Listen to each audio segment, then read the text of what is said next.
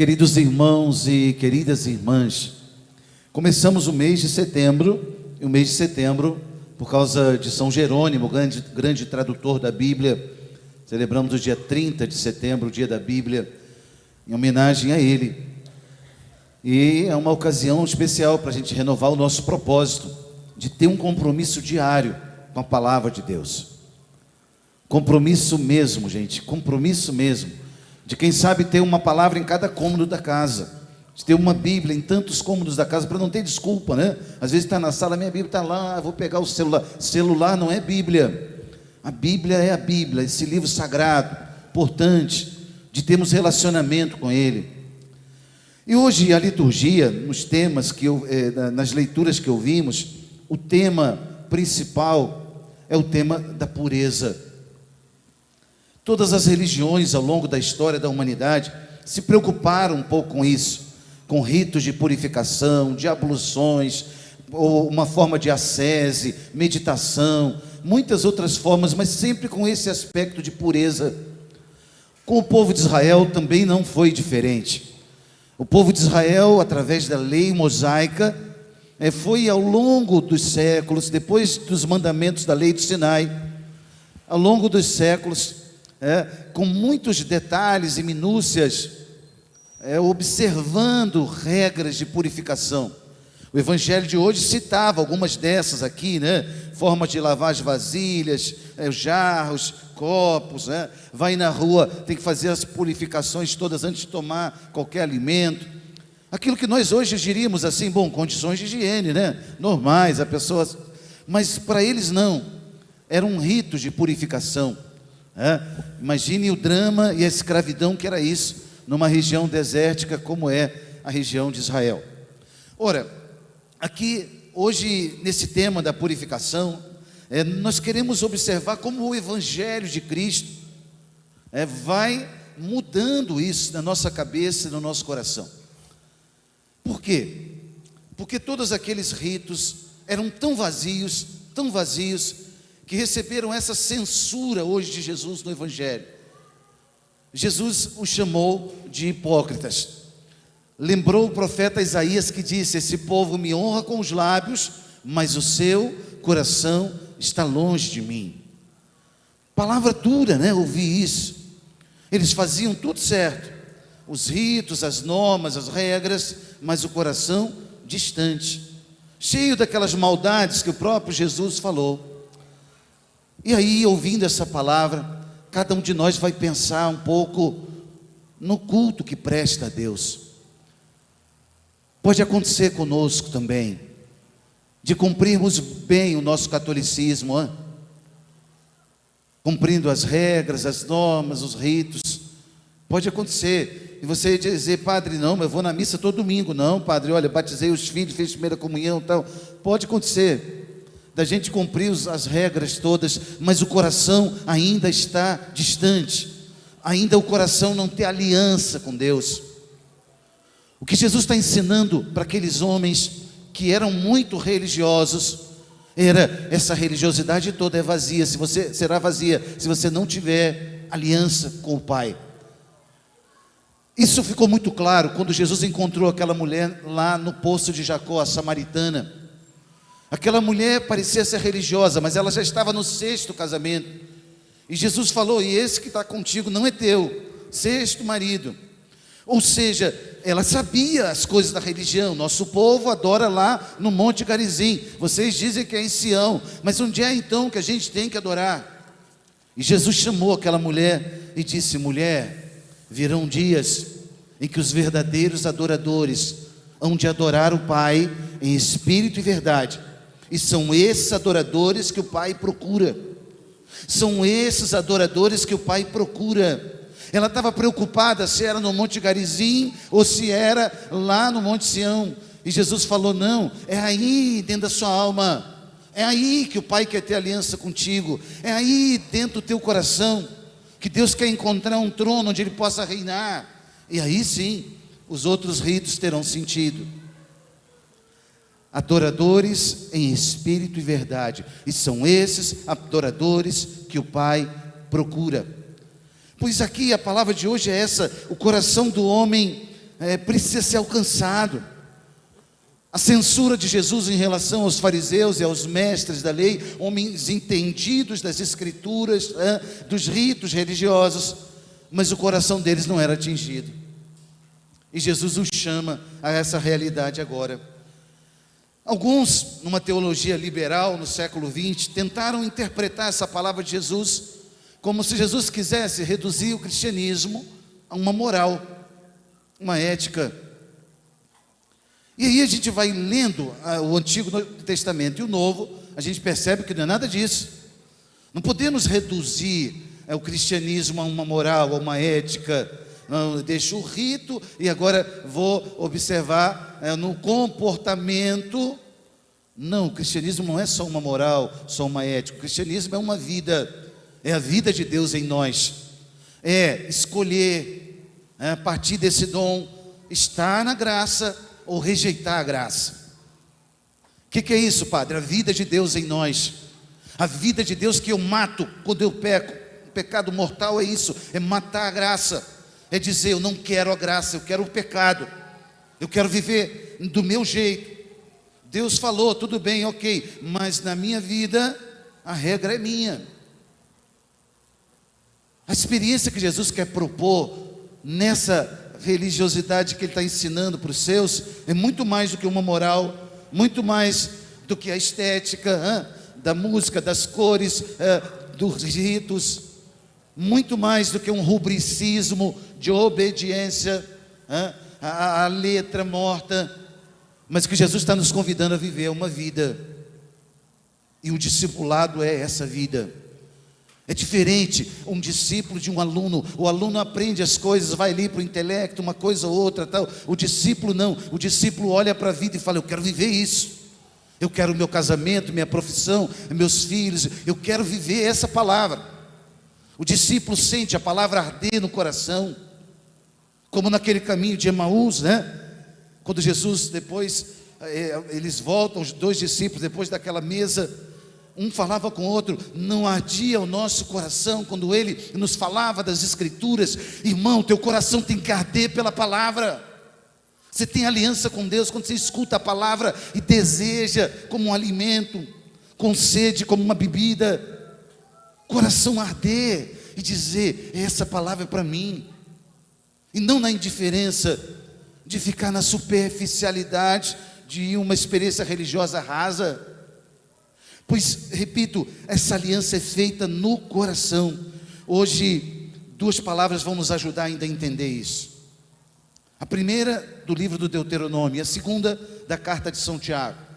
O livro do Deuteronômio, Moisés fala para o povo assim, olha só que coisa linda. Se você quiser, pega aí o folheto da missa, olha que coisa linda. Moisés chamando o povo à inteligência e à sabedoria. Moisés falou ao povo dizendo, agora Israel, ouve as leis e os decretos que eu te ensino a cumprir, para que fazendo vivais e entreis na posse da terra prometida. Para que fazendo vivais e entreis na posse da terra prometida. E aí ele diz assim, nada acrescenteis, nada tireis. Nada acrescenteis, nada tireis a palavra que vos digo, mas guardai os mandamentos. Vós os guardareis, os poreis em prática, porque neles está a vossa sabedoria e a inteligência diante dos povos. Preste atenção aqui, querido, escuta isso. Na observância desses mandamentos está a vossa inteligência e a vossa sabedoria. Inteligência e sabedoria.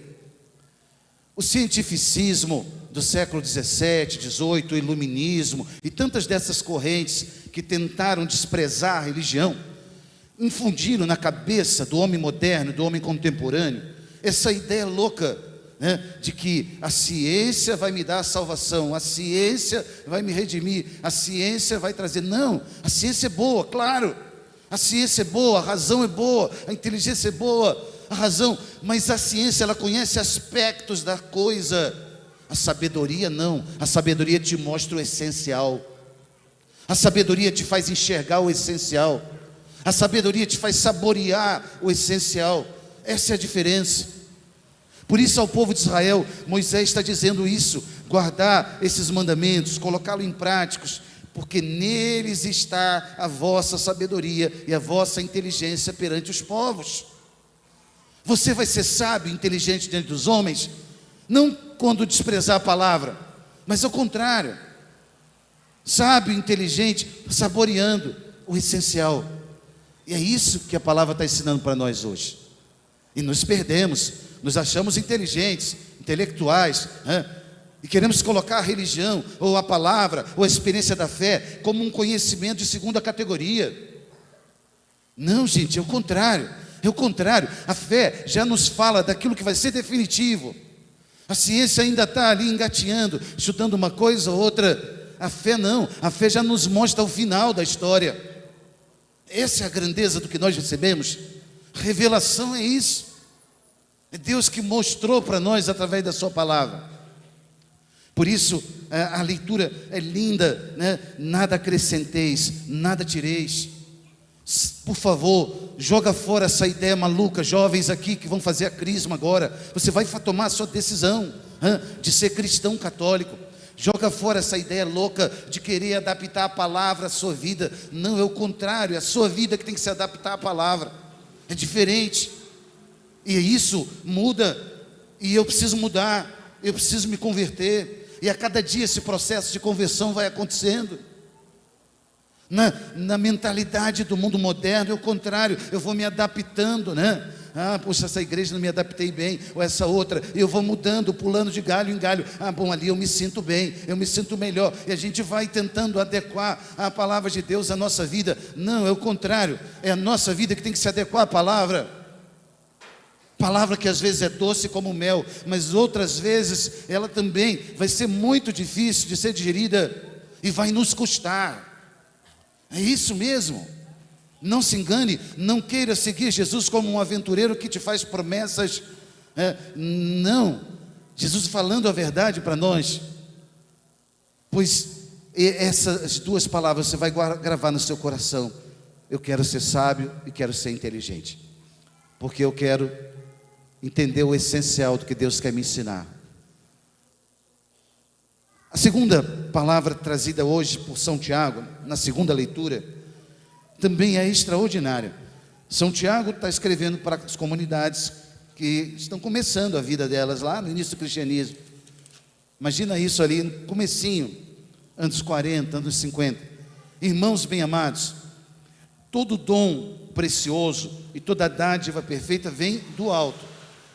Vem do alto, descem do Pai das luzes, no qual não há mudança nem sombra de variação. Lembra disso nos dons que você tem, no que você conquistou até o dia de hoje. Olha para a tua casa, teus filhos, olha para a tua profissão, para as coisas que você adquiriu. Lembra disso, todo dom, toda dádiva perfeita vem do Pai das luzes. É dom, é graça. Não esquece disso. Facilmente a gente pode cair na tentação de esquecer, facilmente. A gente vai achando que, bom, foi por acaso, né? Tive sorte.